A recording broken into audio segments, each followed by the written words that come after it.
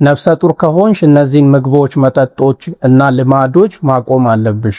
ጤና ይስጥልኝ። በዛሬው ቪዲዮአችን በእርግዝና ወቅት መወሰድ የሌለባቸው ምግቦች፣ መጠጦች እና መቆም ያለባቸውን ልማዶች እንመለከታለን። እኔ ዶክተር ኢሳያስ ላቀው ነኝ፣ የማህፀንና ጽንስ ስፔሻሊስት። ይህ ቻናላችን የተለያዩ የማህፀንና ጽንስ ርዕሰ ጉዳዮችን እያነሳን የምንነጋገርበት ነው። እናንተም ፎሎ በማድረግ ቤተሰብ እንድትሆኑም በአክብሮት ጋብዛለሁ። አብራችሁን ቆዩ።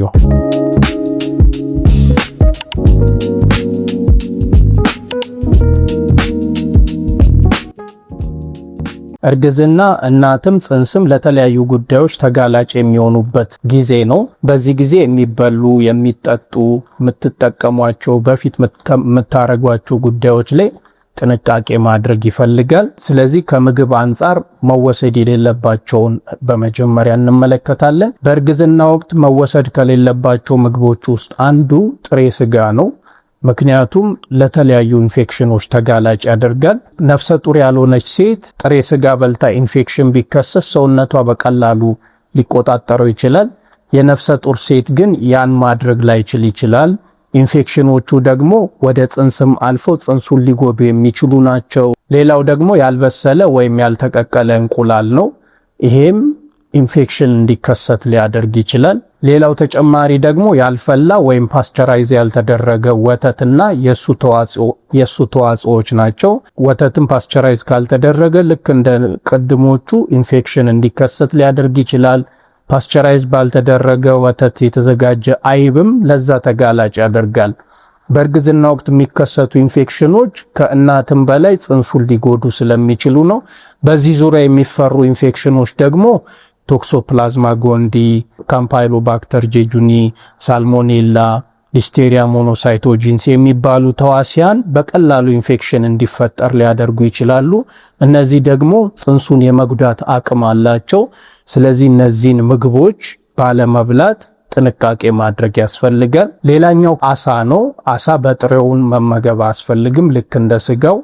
ግን አንዳንድ ደግሞ የሜርኩሪ መጠን ከፍ ያለባቸው የአሳ ዝርያዎች አሉ። በተለይ የባህር አሳዎች እነ ስዎርድ ፊሽ፣ ሻርክ እና ሌሎችም ሜርኩሪ በጣም በብዛት የሚገኝባቸውን የአሳ ዝርያዎች መጠንቀቅ ያስፈልጋል። ምክንያቱም የጽንሱ የአይምሮ አፈጣጠር ላይ ችግር እንዲከሰት ሊያደርግ ይችላል ይሄ ሜርኩሪ። ስለዚህ እነሱንም መጠንቀቅ ያስፈልጋል።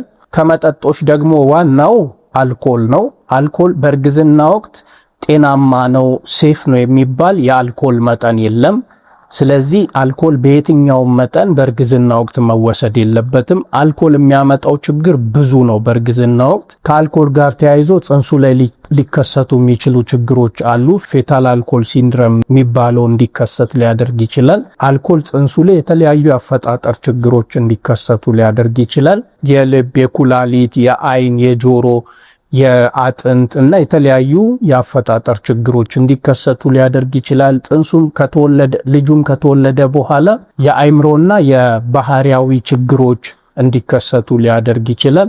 ስለዚህ አልኮል በየትኛውም መጠን መጠቀም የለባችሁም። ይሄ ጠላንም የሚጨምር ነው። ሌላኛው ደግሞ ለመዝናናት ተብሎ የሚወሰዱ የተለያዩ ጉዳዮች ናቸው። ለምሳሌ ለመዝናናትም ብቻ ተብሎ እንኳን ሲጋራ ማጨስ ካለ፣ ማሪዋና፣ ኮኬይን እነዚህን መጠቀምም ጽንሱ ላይ የተለያዩ ጉዳቶች ያመጣሉ። የጽንስ መቀጨጭ፣ ያለ ጊዜ መውለድ፣ የእንግዴ ልጅ ከማህፀን ግድግዳ ያለ ጊዜ መላቀቅ እንዲከሰቱ ሊያደርጉ ይችላሉ። ስለዚህ እነዚህንም ማቆም ያስፈልጋል። ሌላኛው ልማዶች ደግሞ ለመዝናናት ሳውና ባዝ፣ ስቲም ባዝ መጠቀም። እነዚህ በተለይ የመጀመሪያዎቹ የእርግዝና ወራት ላይ የጽንስ የጭንቅላትና የነርቭ ዘንግ የአፈጣጠር ችግር እንዲከሰት ሊያደርጉ ይችላሉ።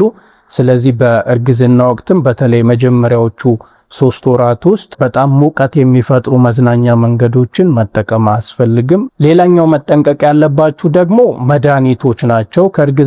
እርግዝና በሌለበት ሰዓት በቀላሉ ከፋርማሲ ተገዝተው የሚወሰዱ መድኃኒቶች ላይ በእርግዝና ወቅት ግን ጥንቃቄ ማድረግ ይፈልጋል። ለምሳሌ እንደ ህመም ማስታገሻ በብዛት የምትጠቀሙት አይቡፕሮፊን በእርግዝና ወቅት በተለይ ጽንሱ 20 ሳምንት ከሆነው በኋላ ባትጠቀሙ ይመከራል።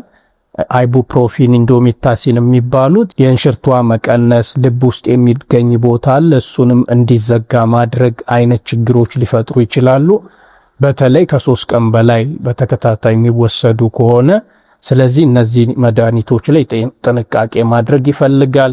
ሌላው ደግሞ እርግዝና ከመከሰቱ በፊት ተወስዷቸው የነበሩ መድኃኒቶች ላይ ከማርገዛችሁ በፊት ከሐኪም ጋር መነጋገር ያስፈልጋል። ለምሳሌ የሚጥል ህመም ያለባት እናት የምትወስዳቸው አብዛኞቹ መድኃኒቶች የጽንስ አፈጣጠር ችግር ሊያመጡ ይችላሉ።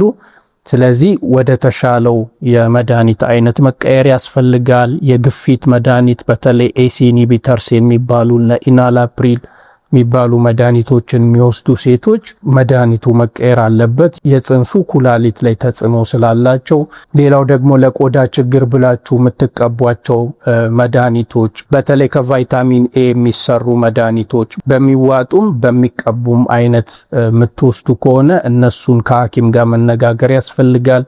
አንዳንዶቹ የጽንስ አፈጣጠር ችግር እንዲከሰት ሊያደርጉ የሚችሉ ናቸው እና ሌሎችም መድኃኒቶች አሉ። የደም ማቅጠኛ ነው ዋርፋሪን የሚጠቀሙ ካሉ፣ ቴትራሳይክሊን የሚጠቀሙ ካሉ እነዚህ ጥንቃቄ የሚፈልጉ ስለሆነ ማንኛውንም መድኃኒት በምትወስዱ ጊዜ ከሐኪም ጋር መነጋገር ያስፈልጋል። ቅድም ያላነሳሁት በመጠጥ ዙሪያ ሌላ አንዱ ደግሞ ቡና ነው። ቡና ከፍ ባለ መጠን ሲወሰድ ከጽንስ መቀጨጭ ያለ ጊዜ መውለድ ጋር ሊያዝ ይችላል ተብሎ ይሰጋል። ስለዚህ በቀን ከ2 ሲኒ በላይ ባትጠቀሙ ይመከራል። ስለዚህ በእርግዝና ወቅት የምትበሉት የምትጠጡትን በመድኃኒትነት የምትወስዷቸውን መዝናኛ መንገዶቻችሁ ላይም የተወሰኑ ለውጦች ያስፈልጋቸዋል። ስለዚህ በተለይ የምትወስዱት መድኃኒትና ልማዶች ካሉ ከሐኪም ጋር በግልጽ መነጋገር ያስፈልጋል።